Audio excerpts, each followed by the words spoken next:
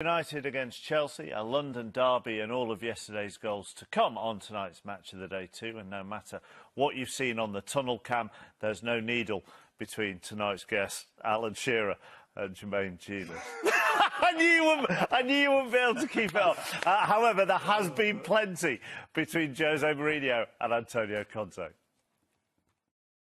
Come on to that man in just a moment. But does it feel like a big 3 points for United? Yeah, that was a big 3 points. To go 6 points ahead of Chelsea. Neither team played to their best, but I think once Manchester United had sorted out the problem of Willian and Hazard, which JJ will look at in a minute, then I thought second half they were the better team and probably just shaded it. Aside from the actual league table, does it also feel like a big 3 points given what United have gone through over the last month or so? Spurs away, Newcastle away, I think Champions League.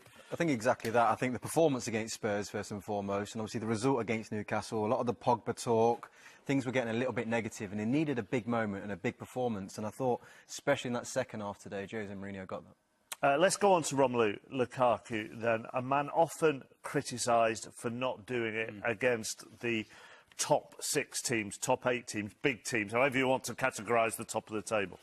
I thought, certainly after half an hour today, I thought his performance was excellent, and it was a big, big game for him because of those reasons. I thought he was big and strong. His hold-up play was excellent. He had an aggression about him, and not only was his hold-up play good, but he's willing to go the other way as well and asked questions of the goal. Once he'd scored this goal after, 38 or 39 minutes, his confidence was sky high. He did very well to get into the position in the first place. A brilliant first touch with his right foot, which sets him up onto his left foot, and it's such a cool finish. But have a look at this touch here. The touch with the right foot takes it away from Alonso. If he takes it to the right, Alonso tackles him. He takes it inside onto his left foot, and that's what made the goal. Superb. Brilliant ball from McTominay, as I said, running away from defenders towards their goal. Defenders don't like that, and once he's got in there, there's no stopping him. It's a hell of a ball in and a superb header. But watch McTominay here. He knows where Lukaku is. He's had a look for him straight away, which is brilliant for a centre-forward. And once he receives the ball, he doesn't look to go left and he doesn't look to go right or be negative. His first thought is positive. Can I get it forward into Lukaku? Lukaku's demanding him, putting it there. A lot easier because you're turning the defenders. You're asking different questions from defenders. And once he's in there, as I said, they're not going to catch him. That is a brilliant ball in, as I said, a great header. And ultimately, that's what's won them the game. In the box where he should be, great athletic 6-yard box, getting efforts in at goal. And it's a very, very good save from Courtois. This we haven't seen from him from a long time. Pace, aggression, running away, taking 4 defenders out of the game. They're not going to stop him there.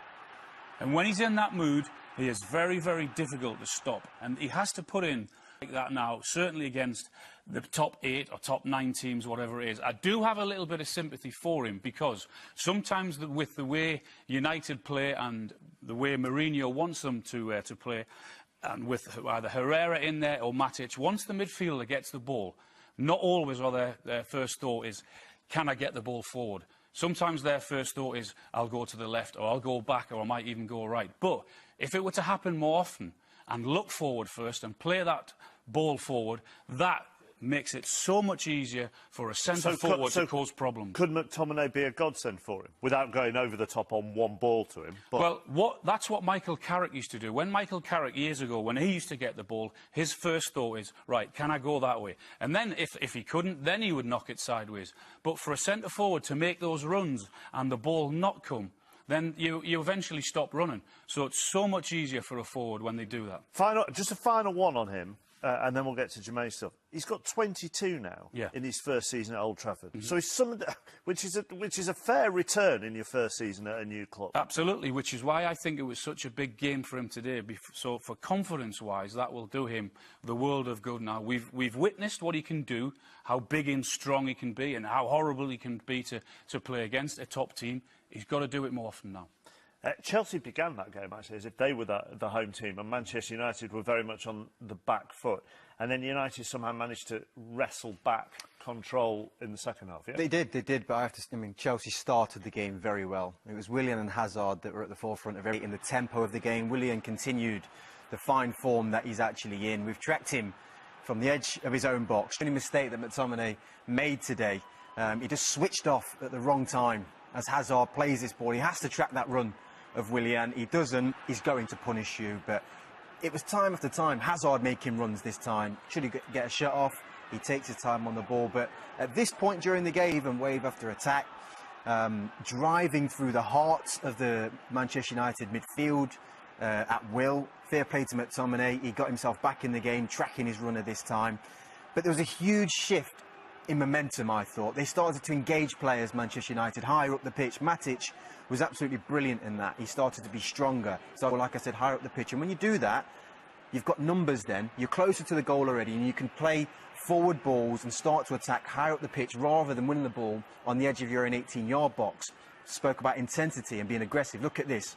McTominay not giving Hazard a second on the ball, winning it, sending his team forward. Go on, you get down the line, Valencia, and cross that one in. They work together in pairs, winning the ball. They just knock the momentum out of Chelsea completely. And a lot of people now do nice things. You know what? Sometimes in midfield, it's about fighting. It's about wanting to get that momentum back with your team, having passion, you know, for the shirt, and that's exactly what optimised today. They were sensational in getting Man United back into that game from a losing position to winning. It was all about those two in midfield. Just a question on Willian for you both then. He's been directly involved in 19 goals in all competitions for Chelsea, 12 goals, 7 assists.